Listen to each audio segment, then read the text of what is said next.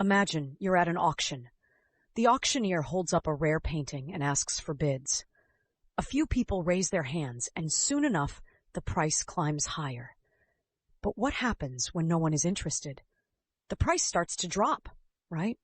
Well, that's basically how stock prices work. But instead of a room full of people raising their hands, we have thousands of investors buying and selling shares based on what they think the stock is worth. Stock prices are not determined by some mysterious force or a single person. They are shaped by the collective decisions of millions of buyers and sellers. To understand how stock prices move, we need to dive into a few key factors: supply and demand, company performance, and market sentiment. Let's break each one down with a little humor and some real-world examples. Supply and demand. At the most basic level, stock prices are determined by the balance between supply and demand. Let's go back to that auction. If a rare painting is in high demand, more people are willing to pay a higher price to get their hands on it. The same happens with stocks. If lots of people want to buy a company's stock, the demand increases, and so does the price. Conversely, if no one wants the stock, the supply will overwhelm the demand, and the price falls. For example, let's say a company called the Wealth Board launches a new product that everyone in the world suddenly wants. The company is flooded with orders, and investors start buying up shares in the company because they think the stock price will go up as the company becomes more valuable. As more people buy shares, the demand increases, and so does the price. But if the Wealth Board's new product flops and the company's sales drop, demand for their stock drops too, causing the price to fall. Now think about this. If a company announces a huge dividend payout or a new CEO that everyone loves, it can increase demand for the stock, pushing the price up. But if they announce a lawsuit or poor earnings, investors might sell off their shares, increasing the supply and lowering the price. Company performance. Next, we have company performance. This one's pretty straightforward. If a company is doing well, its stock price tends to rise. Think of it like a restaurant. If the food is great, people will come back and business will boom. Investors love companies that are profitable, growing, and making smart moves. But if a company starts to struggle, investors lose confidence, and they'll want to sell their stock to cut their losses. For example, let's take Apple. Over the years, Apple has consistently delivered impressive product launches and strong earnings reports. As a result, investors have remained bullish on Apple's stock. In contrast, if a company were constantly reporting losses or mismanagement, you would see investors selling their shares, and the price would fall. Company performance isn't just about earnings either. Investors also pay close attention to things like leadership changes, new products, and even global events that could impact the company's operations. For instance, if a CEO resigns unexpectedly, investors might worry about the future direction of the company, and that could cause a drop in stock prices. Market sentiment and news.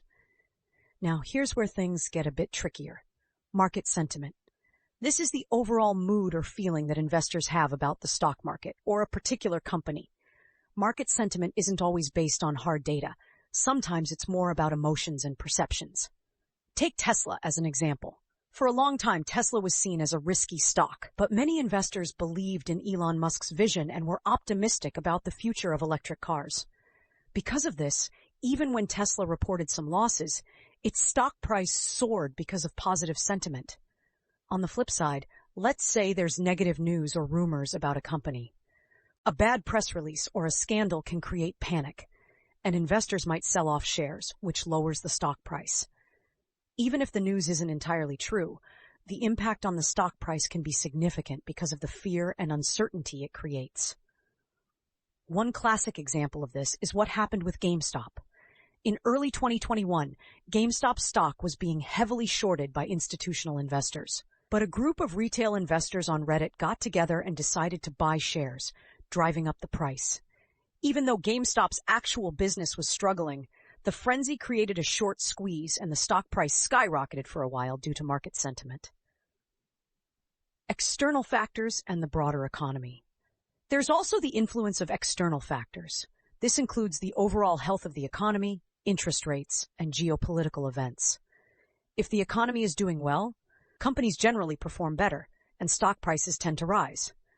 But if there's a recession, companies might struggle and stock prices could fall.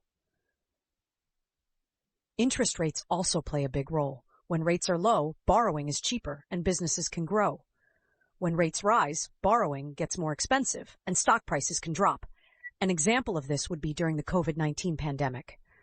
When the world went into lockdown, markets crashed initially because investors feared massive losses. But eventually, as governments injected money into the economy and companies adapted, stock prices rebounded, especially for tech companies. Investors had to pay attention to both the short-term panic and the long-term outlook, adjusting their strategies as the situation evolved. The role of speculators and algorithms. Let's also not forget about speculators and algorithms. Some investors aren't necessarily looking for a company's long-term growth, but are just betting on short-term price movements. These investors can cause a lot of volatility in the market. Algorithms, or bots, are another huge factor. These programs can buy and sell stock at lightning speed, often making decisions based on tiny price changes that humans might miss. They can cause rapid fluctuations in stock prices, and sometimes they make the market feel a bit like a roller coaster ride. In conclusion, so how are stock prices determined? They are shaped by a complex web of supply and demand, company performance, market sentiment, and external factors like the economy. But at the end of the day, stock prices are like a giant auction, with millions of buyers and sellers determining what a stock is worth based on a mix of logic, emotion, and the unpredictable forces of the market. Whether you're buying a stock like a rare painting or betting on the next big tech company, the rules of supply and demand are always at play. And remember, while stock prices may seem like a wild ride, understanding the forces behind them can help you make smarter investment choices. So, next time you hear about a stock taking a dive or soaring to the moon, you'll know that it's not magic. Just a whole lot of people making decisions based on what they believe is going to happen next. Now that you know how stock prices are determined, you can start seeing the market in a whole new light. Remember, whether you're buying or selling, it's all about supply and demand, company performance, and market sentiment. If you enjoyed this breakdown and want more videos that help you understand the stock market, investing, and building wealth, make sure to hit that like button and subscribe to the channel, The Wealth Board. Join us on this journey to becoming financially savvy every single day. We've got plenty more content coming your way that can help you grow your money one step at a time. Thanks for watching, and I'll see you in the next video. Stay smart, stay rich.